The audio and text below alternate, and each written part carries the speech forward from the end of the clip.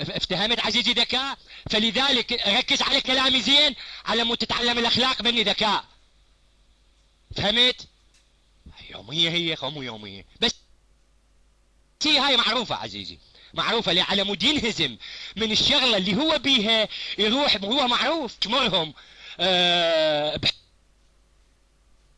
بحسن رضاتهم وهو يسب دينهم ويسب من ينتخبوه ويرجعون يأيدوه. بيش يطلع يريد يهين العالم، يقول لك لا انت غصبا عليك بعثي، انت حتى لو معترف انت بعثي، اني اصنفك بعثي واهينك.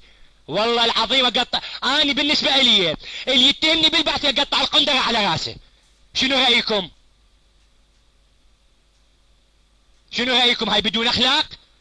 اني اللي يتهمني بالبعثي واني مو بعثي، ولا فد يوم هذا ابن سيمين صار لي عرفني 9 سنين، ولا فد يوم قال يعني بعثي.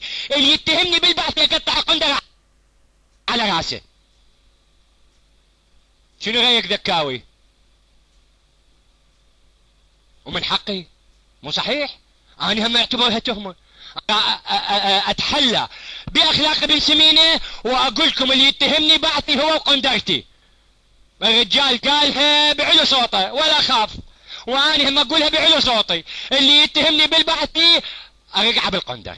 انا مو ابن سمينة اقول له هو قندرتي، انا شوي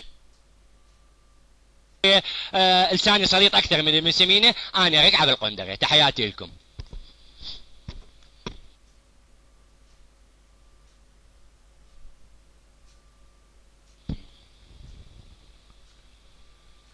أنا أفضل أن نترك هذا الموضوع لأن أنا عرفت النتيجة تكون فيها في شو اسمه. خلينا نترك هذا الموضوع،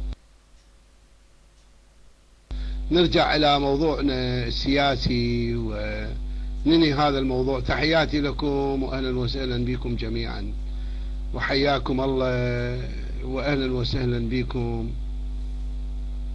أوكي وليد البغدادي، أخذ المايك عيني.